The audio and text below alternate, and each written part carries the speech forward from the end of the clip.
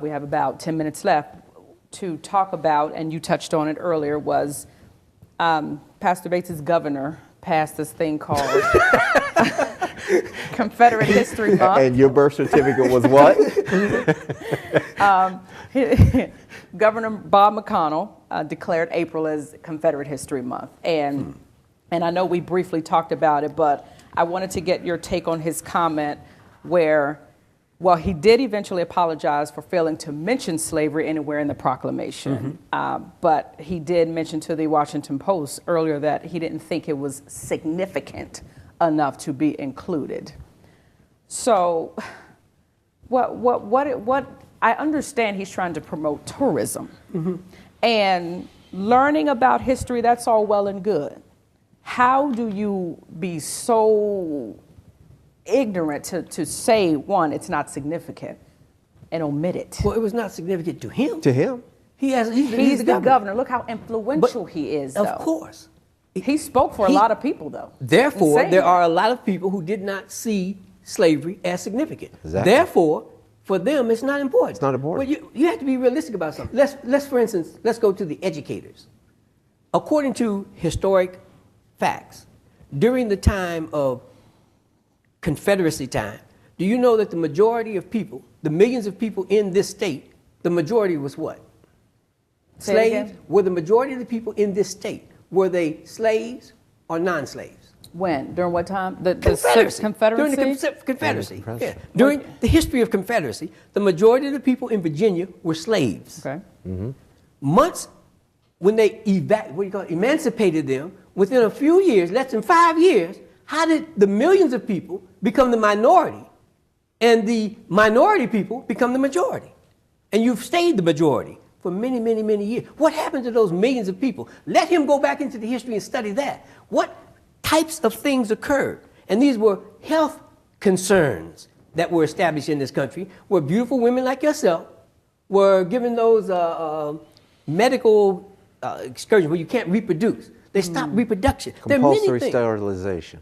There are many things that happened in this state. And in your country, this state, apologized to people for what happened to them.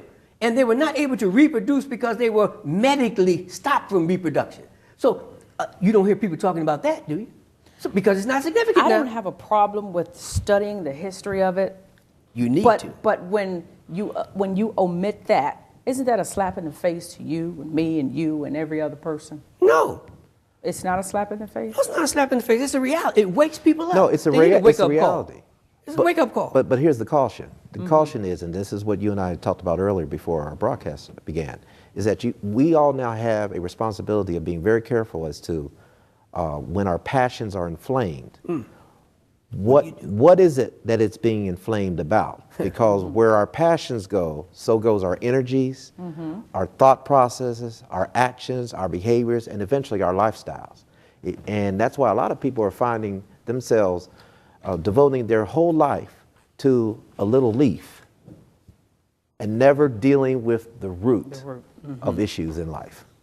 And that's why you have this unfulfillment and this dissatisfaction, because they're putting all these energies and passions into something that in essence inevitably is going to amount to nothing anyway. It's not going to be an agent of change. It's not going to move anything. It's not going to transform anything. In Virginia, in Charlottesville, do we have a slavery subject that's taught at the University of Virginia? Do we have it in Virginia that there is a history on Confederacy that's actually taught, that you can then input the slavery aspects of it that you would like for the people to know? We don't teach it. And black African Americans, I emphasize black African Americans, have a tendency not to want to talk about slavery anymore because we don't want to go back there. We don't want to deal with it. That's the majority of things. We don't want to remember what happened. And we don't want to rock the boat. Now, our brothers and sisters from the Jewish community, you try to get them to stop going back to what happened to their history.